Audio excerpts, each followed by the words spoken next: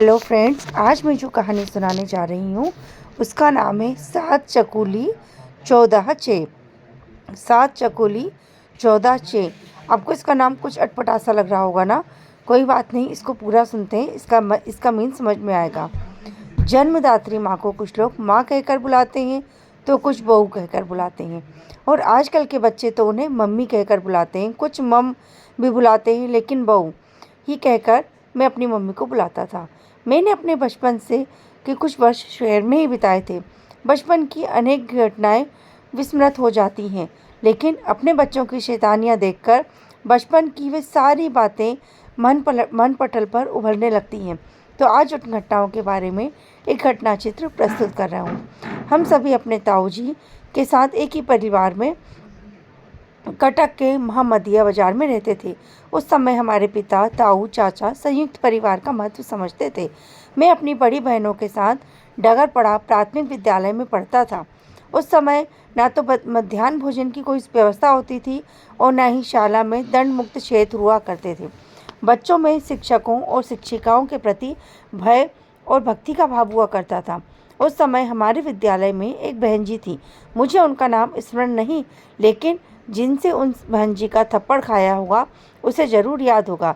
एक यह बात भी सच है कि थप्पड़ खाने वाले ने थप्पड़ खाने के बाद अपनी पैंट तो अवश्य गीली ही की होगी, क्योंकि मैंने ऐसा नहीं किया। आप लोग भी हंस रहे होंगे ना। तो एक बार बहन जी दूसरे शिक्षक से बात कर रही थी। मैं वहीं से निकल रहा था। बहन जी की एक बात मेरे कान पर पड़ी। बहन जी सर से कह रही थी, 7 चकोली 14 चे। किस बारे में बता रही थी यह सुन मुझे कुछ समझ में नहीं आया। मैं ठीक से कुछ नहीं सुन सका। मैं मन में सोचता रहा, इसका अर्थ क्या है। चकुली तो चकुली होती है। हाँ, 7 चकुली चावल का चीला या पीठा है। फिर ये चे क्या है, इसका कोई उत्तर दिमाग में नहीं आया। मेरी इन सभी समस्याओं का हल मेरी माँ थी। मैंने सोचा रात में माँ से कहानियाँ सुन लेता होता और मैं उनसे पूछूंगा।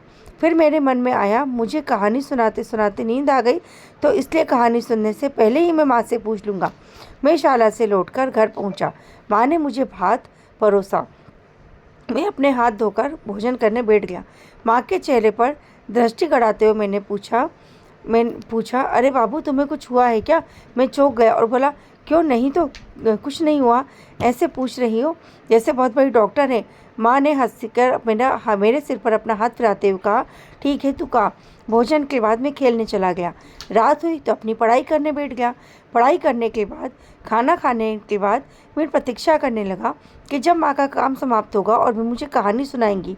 उस समय में साला में बहन जी की कही हुई बात का स्मरण हो जाएगा। मेरे विचार था कि मैं कहानी बाद में सुनूंगा, पहले माँ से इस बारे में पूछूंगा। मेरी प्रतीक्षा की घड़ी बड़ी आतुरता के साथ बीतने लगी। माँ का काम समाप्त हुआ और माँ सोने के लिए आए। उन्होंने मुझे प्रतीक्षा करते हुए देखकर पूछ लिया, तुझे नींद नहीं आ रही। मैंने कहा, आपसे कहानी नहीं सुनी ना, इसलिए मुझे नींद नहीं आ रही। माँ हंस पड़ी और मेरे बगल में लेटकर अपनी कहानी शुरू करने लगी। मैंने कहा, रुको बहू, कहानी तो बाद में सुनाना, पहले मुझे ये बताओ। बहन जी सर से आज कह रही थी 7 चकोली 14 चे, इसका अर्थ क्या है। माँ ने कहा, इसकी तो यह एक कहानी है। वही कहानी मैं तुझे आज सुनाऊंगी। और मैं बहुत प्रसन्न हो गया, क्योंकि माँ ने मेरे प्रश्न से जुड़ी हुई कहानी सुनाने वाली थी। इसका मुझे विश्वास नहीं हो रहा था। माँ ने कहानी प्रारंभ की। एक गांव में एक धर्मपरायण विधवा वृद्धा रहती थी। उसके कोई बच्चे नहीं थे। वह वृद्धा अपने घर में आने वाले अतिथि का आदरपूर्वक खूब स्वागत करती थी। एक दिन की बात है, एक ब्राह्मण काम की इच्छा से पैदल शहर जा रहा था। उस गांव तक पहुंचते पहुंचते संध्या हो गई। वृद्धा का घर सड़क के किनारे पर होने के कारण वह ब्राह्मण उसके ओसरे में बैठ गया। उस वृद्धा से पूछा, मौसी, क्या आप मुझे रात भर अपने घर में रुकने की अनुमति देंगी। वृद्धा ने अनुमति से ब्राह्मण को उसके घर में ठहर गया। रात में वृद्धा ने ब्राह्मण को पीठा और दूध का भोजन कराया। ब्राह्मण खाता जाता था, वृद्धा उसे पीठा देती जाती थी। 7 पीठा खाने के बाद उसने दूध पिया और हाथ धोने बैठ गया। वृद्धा ने उससे पूछा, गोसाई महाराज, क्या मैं और पीठा नहीं देती। ब्राह्मण ने कहा, माता, आपने तो 7 पीठे ही बनाए थे। यदि मैंने पीठा मांगा होता तो आप कहाँ से लाती। वृद्धा चौंक गई और विचार करने लगी, ब्राह्मण को कैसे पता चला मैंने 7 पीठे ही बनाए हैं। गोस्वामी जी संभवतः भविष्य देख सकते हैं। उन्हें गांव भर में ब्राह्मण गोसाई के बारे में बताया। गांव वाले ब्राह्मण के पास जाकर एकत्रित हो गए। उनमें से एक किसान था जिसका हल फाल खेत में खो गया था। उसने ब्राह्मण से पूछा, उसे खोया हुआ हल कहाँ से मिलेगा? वस्तुतः ब्राह्मण को ऐसी कोई विद्या नहीं आती थी, किंतु उसने इस बारे में बिना बताए किसान से कहा, मुझे अपना खेत दिखाओ और कल सुबह आना, मैं तुम्हें बताऊंगा तुम्हारा हल कहाँ है। किसान ने अपना खेत ब्राह्मण को दिखाया। रात को ब्राह्मण खेत में गया और काफ़ी खोजबीन करने के पश्चात उसने फल ढूंढ निकाला। उसने खेत के उत्तर दिशा में रखकर आ गया। अगली सुबह किसान ब्राह्मण के पास आया और हल के बारे में पूछा। उसने खेत की उत्तर दिशा में होने की बात कही और उसके वहाँ होने के बारे में उसे बताया। किसान ने खेत में गया और खेत को उत्तर दिशा में देखा तो वह उसे लेकर आ गया। साथ ही सब लोगों को बताया कि ब्राह्मण गोसाई तो बहुत ही अच्छे पंडित थे। यह बात दूर दूर तक फैल गई। ब्राह्मण गोसाई बहुत अच्छे पंडित थे। यह बात एक के मुंह से दूसरे मुंह होते हुए राजा के कानों तक पहुंची। राजा ने ब्राह्मण को बुलाकर पूछा, मैंने कई लोगों के मुंह से सुना है आप बहुत अच्छे पंडित हैं। तो बताइए कि मैंने अपने हाथ को क्यों पकड़ रखा है? यदि तुम मेरे प्रश्न का उत्तर नहीं दोगे तो मैं तुम्हें मृत्युदंड दिया जाएगा। ब्राह्मण को समझ में नहीं आया कि अब क्या कहे।